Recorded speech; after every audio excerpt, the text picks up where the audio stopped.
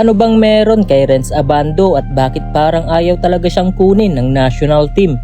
Kung titignan natin, mas athletic pa siya kaysa kay Calvin Oftana. Mas explosive at masipag dumipensa. Pero bakit si Oftana ang nasa pool at si Abando ay wala? Tara, pag-usapan natin ang jamuran ng Pilipinas at kung bakit hindi napapasama sa Gilas pool hanggang ngayon.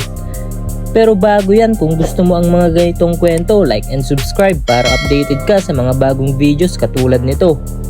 Si Renz Abando ay pinanganak noong March 11, 1998 na may tangkad na 6'2". After magretiro ni Coach Chot sa national team, hindi na ulit na isama sa Gilas pool si Renz Abando. Bago natin pag-usapan kung bakit nga ba, throwback muna tayo sa mga achievements niya.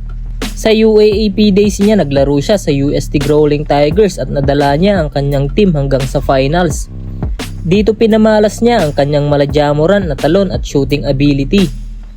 After sa stint niya sa UAAP dahil sa COVID issues, nagpa-transfer siya sa NCAA na Letran Knights and dun niya nakuha kaagad ang kanyang kauna-unahang championship noong 2022. Nakuha niya rin ang MVP award, same with Rookie of the Year sa taong iyon. 2022 to 2023 napasama siya sa Gilas pool at naging main roster para sa FIBA World Cup under Coach Chot. Dito nakasama niya rin ang mga hindi rin nababalita sa Gilas ngayon katulad ni Kiefer Ravena, Thirdy Ravena at iba pa. Sa mga games nila sa FIBA World Cup, hindi naman binigo ni Renz Abando ang Gilas. Pinakita niyang deserve niya ang kanyang pwesto. Dito nag-a-average siya ng 14 points per game, 2 rebounds coming from the bench. Sa playing time niyang 10 minutes, hindi lang naman sa stats ang basihan. Pinamalas niya rin na kaya niyang dumipensa sa mga banyaga at kayang kumuha ng mga rebounds sa mga mas matangkad sa kanya. After stint niya sa Gilas, hindi na ulit natatawag ang kanyang pangalan para sa bayan.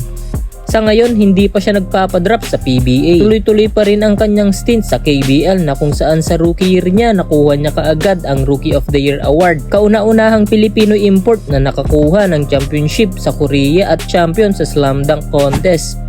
Sa kanyang mga achievements sa larangan ng basketball, bakit hanggang ngayon hindi pa rin napapabilang sa Gilas pool si Renz Abando? Pwede naman siyang gawing shooting guard at kapalitan ni Oftana na mas malayong mas mabilis at mas agile si Renz Abando. At sa kanyang ugali na pinapakita, hindi naman siguro siya mahihirapan sa sistema ni Coach Tim. Kung ikaw ang magiging coach ng Gilas, isasama mo ba si Abando?